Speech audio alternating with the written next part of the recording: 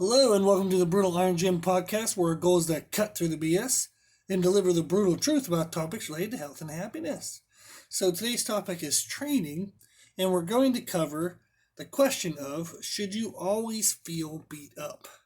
So the idea of this question is it's unfortunately common that people get into training programs or training styles that are incorrect for their lifestyle, their goals, and or their body type.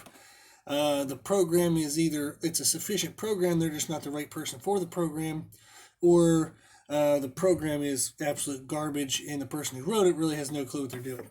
So there are cases in which people feel really beat up from their training and they get morally and kind of mentally and emotionally, I guess not morally, that doesn't make any sense, but mentally and emotionally beat up and kind of disappointed, depressed, and they give up on lifting. They'll say, oh, exercise just isn't for me. Or like a certain exercise, like say strength based training.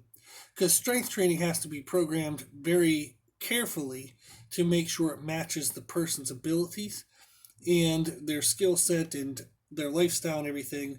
So that way it pushes them to make progress, but it doesn't beat the crap out of their joints and make them feel tired and sleepy all the time. So there is a oftentimes where somebody would say, oh, powerlifting isn't for me, or oh, strongman training isn't for me. And unfortunately, that's like it's so sad when that happens because powerlifting and strongman, amongst any other kind of like activity, like weight training activity, can be fun, can be super exciting, can be a great way to kind of motivate people. It doesn't have to be like you feel like crap all the time. So if somebody's working on strength-based training and they feel like crap all the time, you're either the program is too advanced for where you're at, and we're going to talk about some of the reasons here, or the program is just absolute garbage. It's just a shit program. So, and this is true of people who do any other type of lifting. Is lifting does have aches and pains and soreness and discomfort that comes with it. And the reason why is generally what we're trying to do is take our current body and push it into new places. So if I want to get stronger, I have to take my current body and give it enough challenges that it feels the need to get stronger. So there has to be a challenge towards the stimulus that I want. So if I want muscle growth, I have to have a stimulus that promotes muscle growth. If I want better endurance, I have to have a stimulus that promotes endurance. And how we get these results to happen isn't by just giving our body an opportunity. Say, oh, here's some, strength stuff. Maybe you'd like to be strong. Come join me and be strong. It's more like, hey, body, you're not able to meet these demands. I'm going to put demands on you today in the direction that I want you to improve. But I'm going to put demands on you today that you can barely survive. So that way, if you feel like, holy crap, if they're going to do this to me every day, I better get stronger, or I better get bigger, or I better get better, more endurance. So what ends up happening is our body, through training, becomes challenged. Through nutrition, sleep, and reduction of stress, and some other odds and ends, our body can then adapt, make adaptations, make changes to meet that challenge. So it's not a happy process. It's actually a process of forcing our body to make change. So our body doesn't make these changes on its own very willingly. So our body would rather just sit on the couch and be fat.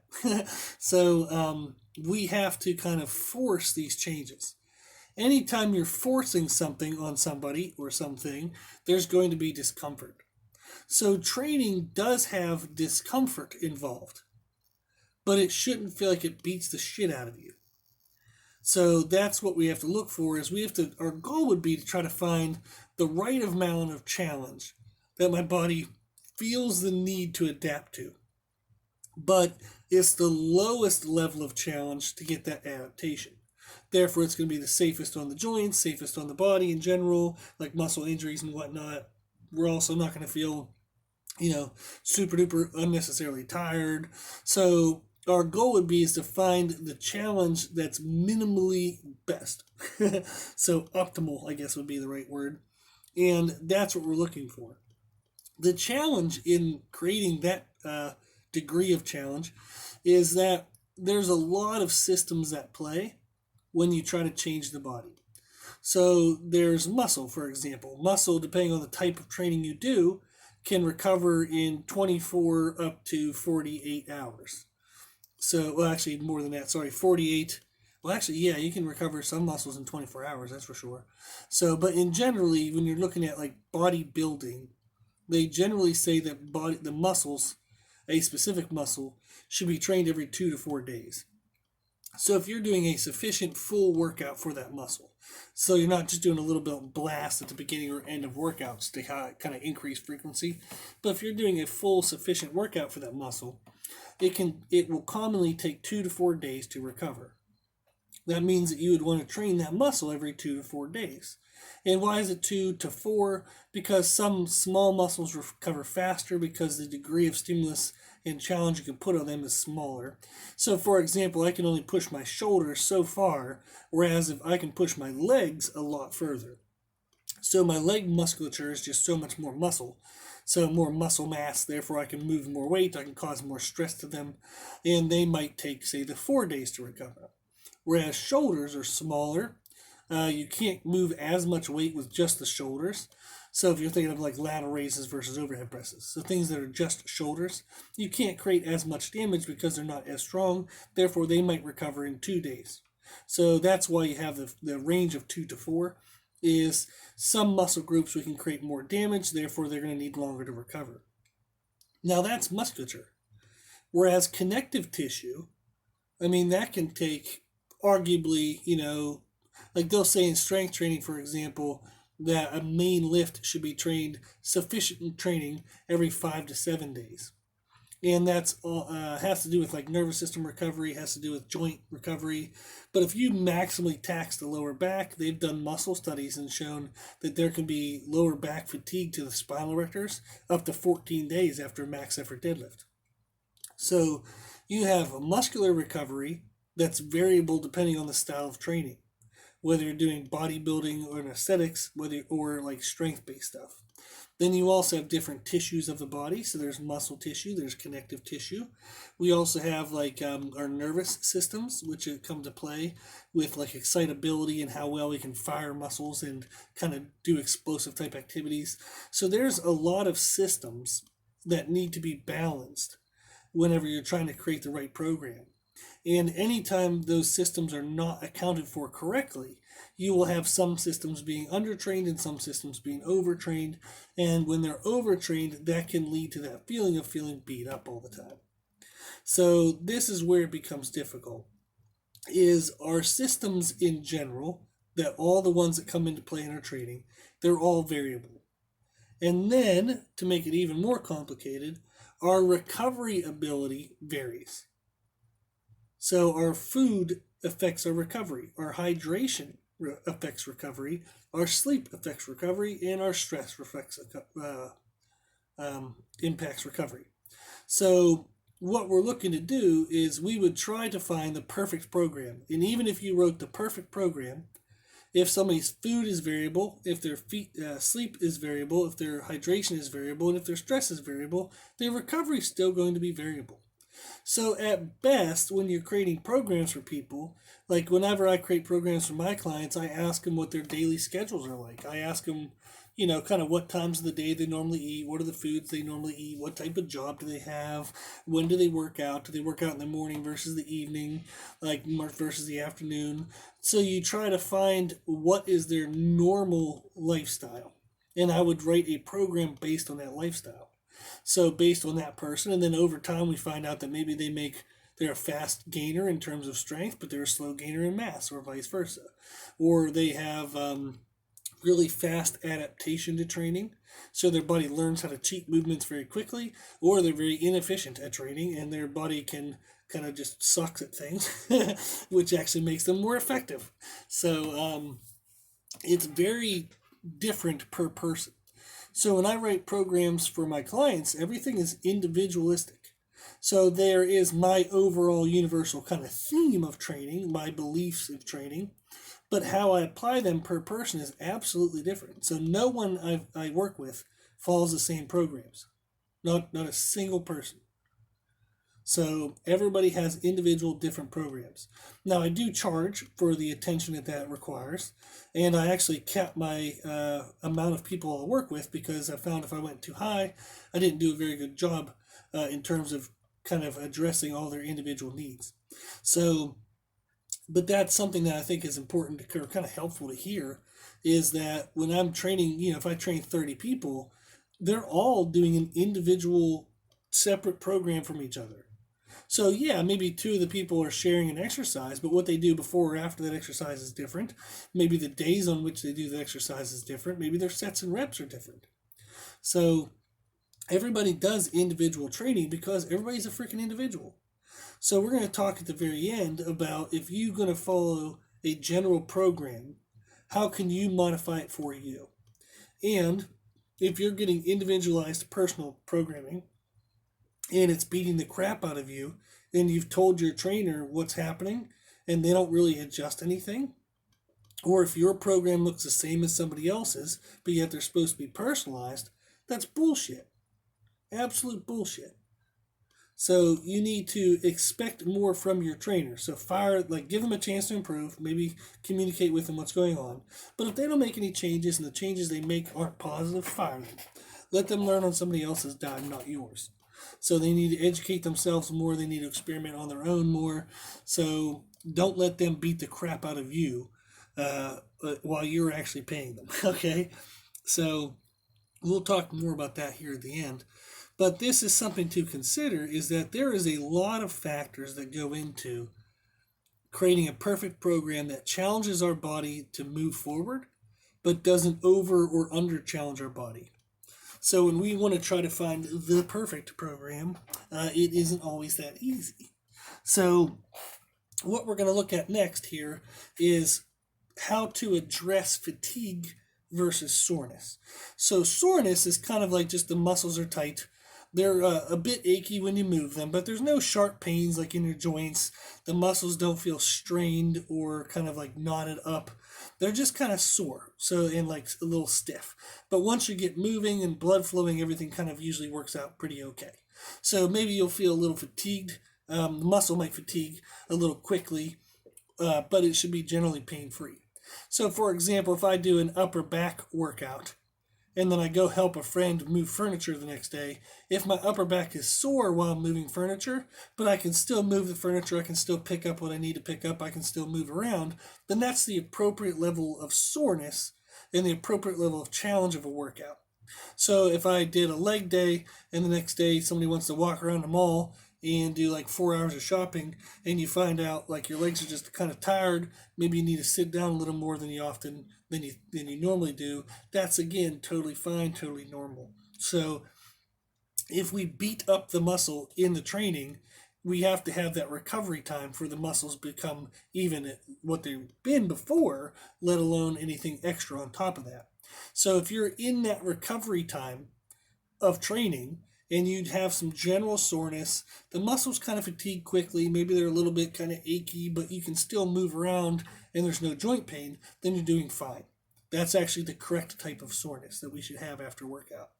However, if you are having pain associated with movement, whether that's pain in a joint or pain in the muscle, like a stabbing pain or an electric shock type pain or a throbbing type pain, none of those are appropriate. That should not be a normal thing. If it is, you are overtraining or you're under recovering, one of the two. So your body should feel, like I said, kind of like a little tired here or there, and maybe you don't want to, go run around and do the same workout the next day. So, but you should feel good. There shouldn't be pain.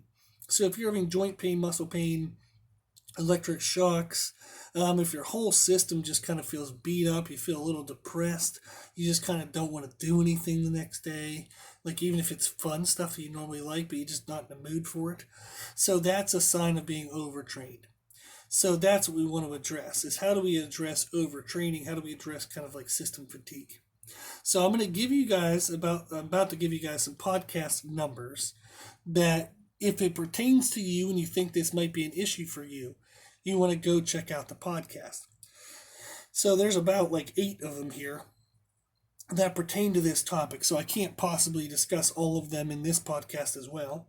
But in the image or like whatever the kind of podcast platform that you got this download from, in the description of this podcast, we'll have these podcasts listed as well. So, but for nutrition, so how should I set up my nutrition to make sure I'm eating correctly for my goals? We have in podcast 237 is nutrition concepts for strength athletes.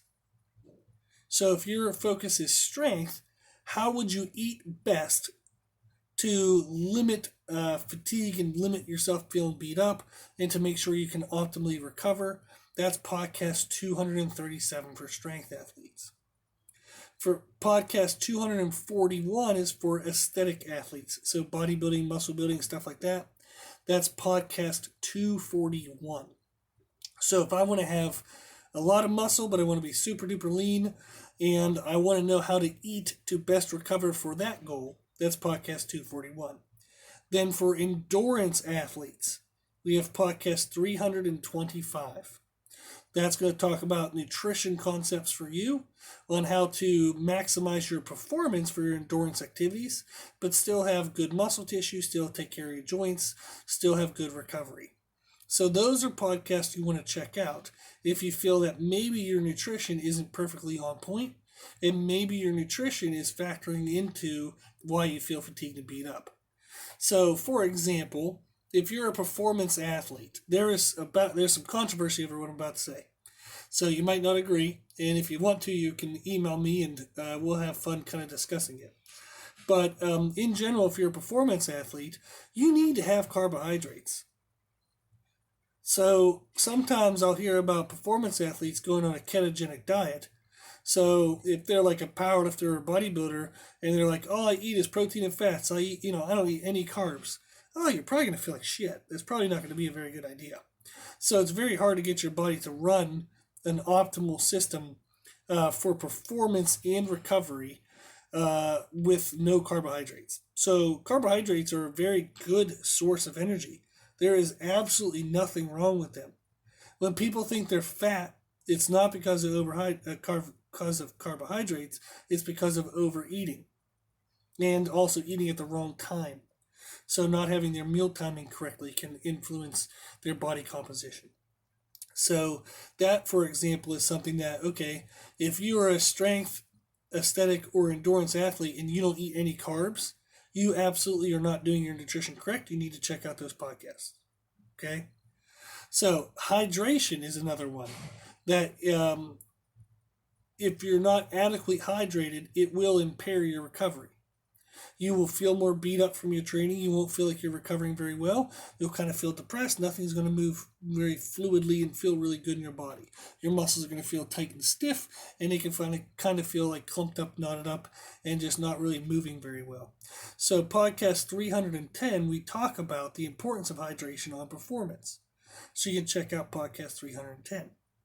Then in terms of like sleep, so sleep influences our recovery. And sometimes people look for more food to recover when they should be looking for more sleep. And when they focus on more food, they end up getting overweight. And they say, oh, powerlifting makes me fat. Or, oh, strength training makes me fat. No, it doesn't. You're overeating. How in the hell does exercise make you fat? So what you're doing is the type of exercise actually requires you to sleep to recover because it's a nervous system stress more so than a muscular stress. So in podcast number 225, we talk about recovery and the differences of whether you're doing an activity or a lifting or a training style that's muscle damage based or nervous system based. If you're muscle damage based, you're going to need more food to recover. If you're nervous system based training, you're going to need sleep. So you can eat all you want, but you're not going to recover very well. You actually need sleep. So in podcast 225, we talk about the concepts of which do you need based on what style of training you do. Do I need more food or do I need more sleep? And which way I lean can better optimize my recovery, or it can mess up my recovery. I don't really get better recovery. I don't look the way I want. I don't perform the way I want. So understanding whether you need food or sleep is extremely important. Then what we have next is stress levels. So stress plays a role in whether you recover well from training or not, or whether you feel beat up or not. So if you're super duper freaking stressed all the time, you're just not going to recover well from training. You're going to feel beat up. You're just not going to feel as good as if you could control your stress. So in our podcast history, so if you were to search kind of like the titles of podcasts, we have a series called Overcoming Stress. And we have a podcast related to worry, a podcast related to hurry, being too busy. We have a podcast related to stress around social media, stress around people pleasing, stress around getting along with others, and stress around the fear of the future. So all of those topics, there's 6 of them, they all contribute to stress. And different people stress in different ways. That's why we have different podcasts for them. So if you feel like you are having high degree of stress in any of those areas, you want to go check out that podcast and see if you can address it. Okay.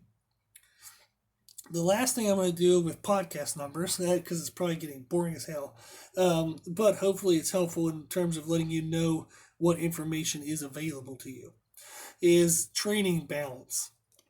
So like we said at the beginning, is we have multiple systems interacting when we train. We have our muscular system, our nervous system, blah, blah, blah, blah, blah. So there's a lot of things that come into play when we're trying to create the right program.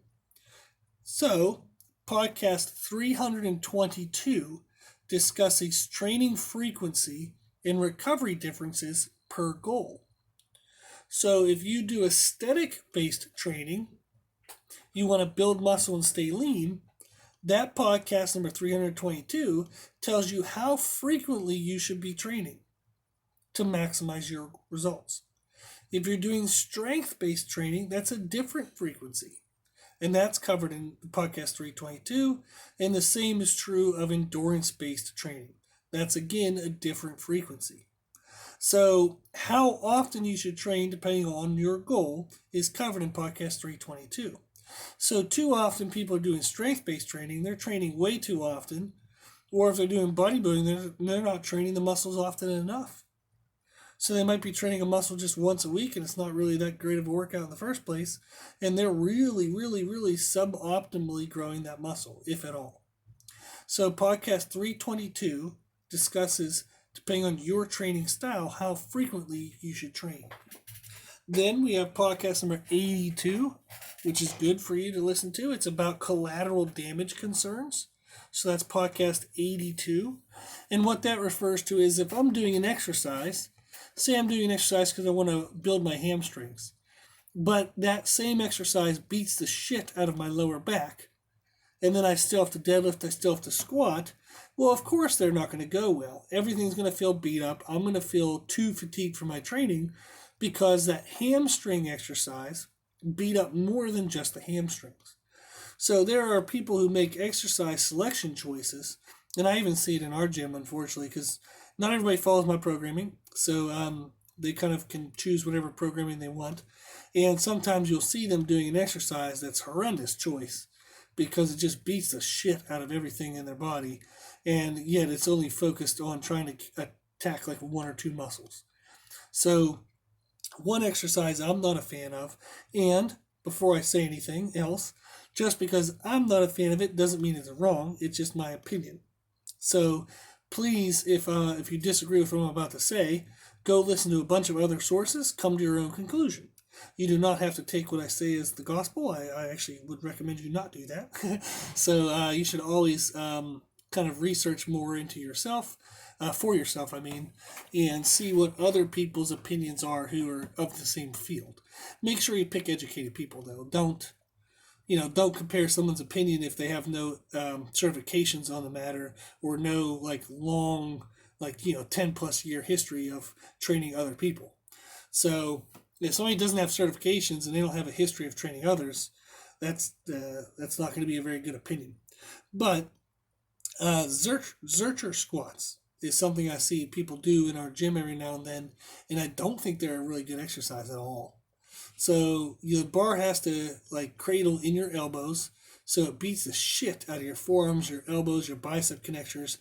It beats the shit out of the front of your shoulders, and the idea of it is I'm assuming, is they're trying to build up maybe upper back support, so that way it prevents them from rounding over in a squat or deadlift.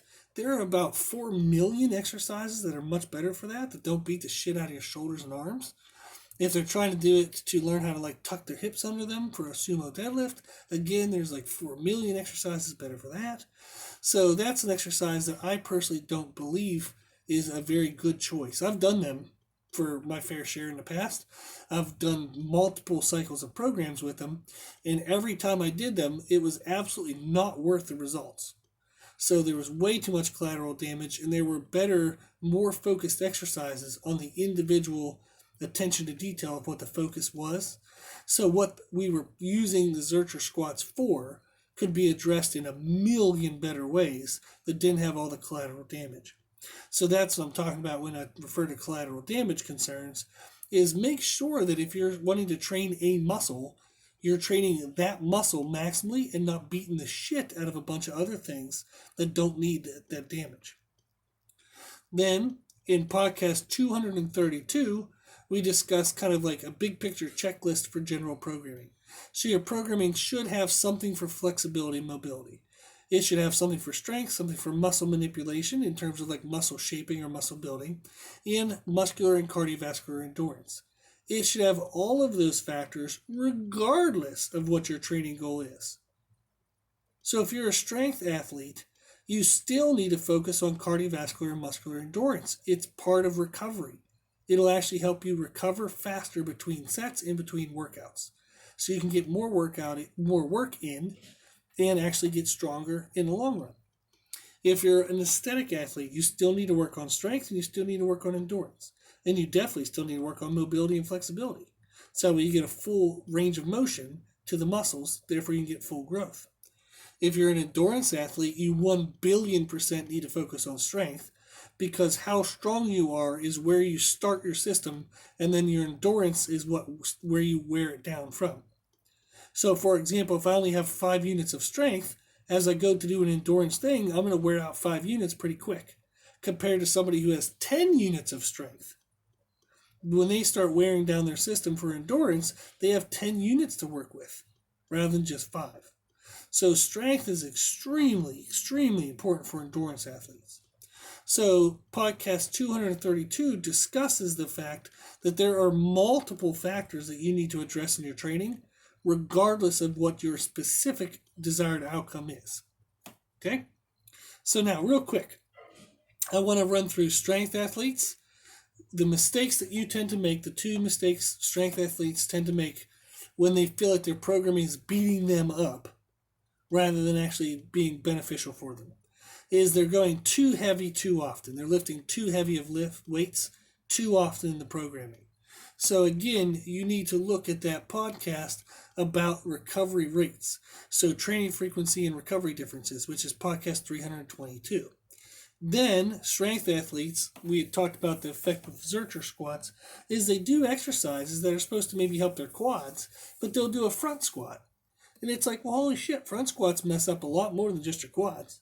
There's an enormous core challenge, there's an enormous upper back challenge, depending on the way in which you support the bar, whether you're doing it in a racked position or an arms crossed position. There's a difference in the change of how it annihilates your upper body as well. So there is an enormous amount of collateral damage to a front squat. So those are the 2 mistakes that strength athletes make.